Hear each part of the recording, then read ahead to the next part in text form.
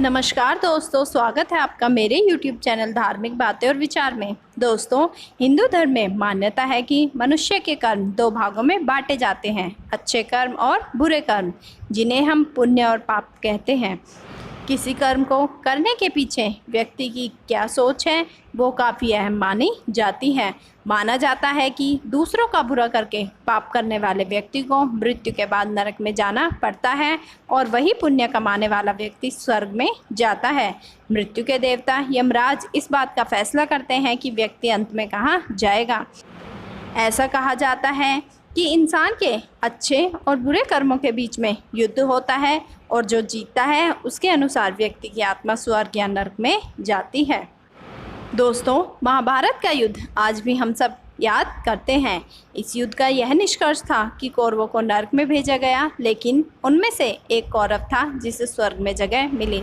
दोस्तों, वो था दुर्योधन। दरअसल ये माना जाता है कि दुर्योधन को मृत्यु के बाद स्वर्ग में स्थान मिला।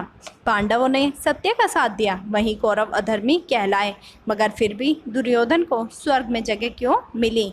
दोस्तों, आज की वीडियो में मैं आपको बताऊंगी कि इसके पीछे का क्या कारण है तथा दुर्योधन के ऐसे क्या प्रयास थे कि मृत्यु पर्यंत उनको स्वर्ग की प्राप्ति हुई।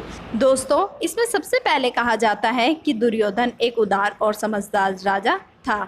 एक घटना के अनुसार इस बात की पुष्टि भी हुई है कि दुर्योधन एक उदार राजा था। इस कथा के अनुसार युद्ध के बाद दुर्योधन मृत्यु के निकट थे और श्री कृष्ण उनके पास बैठे थे। तब उन्होंने भगवान श्री कृष्ण से कहा कि मैं हमेशा ही एक अच्छा राजा रहा और अब मैं मृत्यु के बाद स्वर्ग जाऊंगा, लेकिन कृष्ण तुम शेष जीवन दुख में बिताओगे। ऐसा कहने के बाद ही दुर्योधन पर आकाश से पुष्प की वर्षा हुई।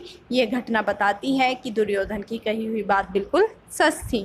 दोस्तों, कर्ण दुर्योधन का सबसे करीबी और विश्वसनीय मित्र था। इस तरह कर्ण की मित्रता दुर्योधन की पत्नी भानुमति से भी थी। एक बार जब दुर्योधन मौजूद नहीं थे तब कर्ण उनकी पत्नी के साथ पासे खेल रहे थे। भानुमति दरवाजे की तरफ मुंह करके बैठी थी और कर्ण की पीठ द्वार की तरफ थी। कर्ण इस खेल में जीत के करीब थे। उसी समय दुर्योधन वहां पहुंचे।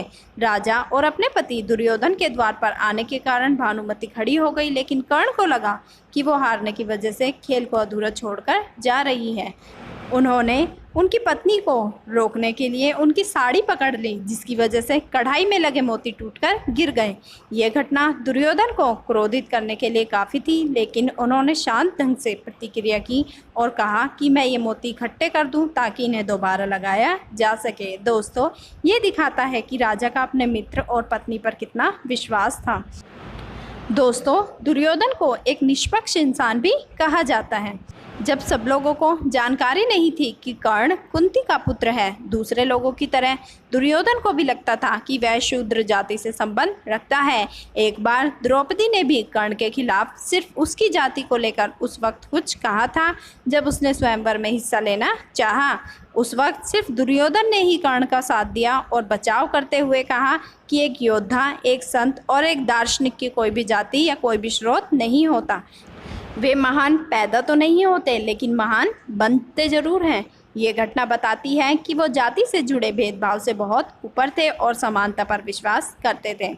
दोस्तों, इसके अलावा और भी घटनाएं ऐसी हैं जो साबित करती हैं कि दुर्योधन एक अच्छा इंसान, मित्र, राजा, पति और पुत्र था, मगर वो अपने मामा शकुनी की बुरी चालों का शिकार हो गए। शकुनी के मन में बदले की भावना थी और उसका मकसद धृतराष्ट्र के वंश को खत्म करना था, और इसके लिए उसने बड़ी चालाकी से कौरवों को कठपुतलियों की तरह इस्तेमाल कर लिया।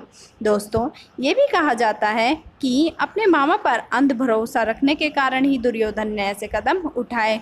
दुर्योधन को अपनी इन गलतियों के लिए नरक जाना पड़ा और उसने अपने हिस्से की सजा भुगती और फिर उसे स्वर्ग में स्थान प्राप्त हुआ। तो दोस्तों, ये थी दुर्योधन के बारे में कुछ बातें जो उन्हें अच्छा इंसान साबित करती है। आशा करती हूँ आपको मेरी वीडियो पसंद आई होगी, तो इसे लाइक करें, शेयर करें, मेरे चैनल को सब्सक्राइब करें और हाँ, न्यू नोटिफिकेशन के लिए बेल आइकन को दबाना ना भूलें। Thanks for watching.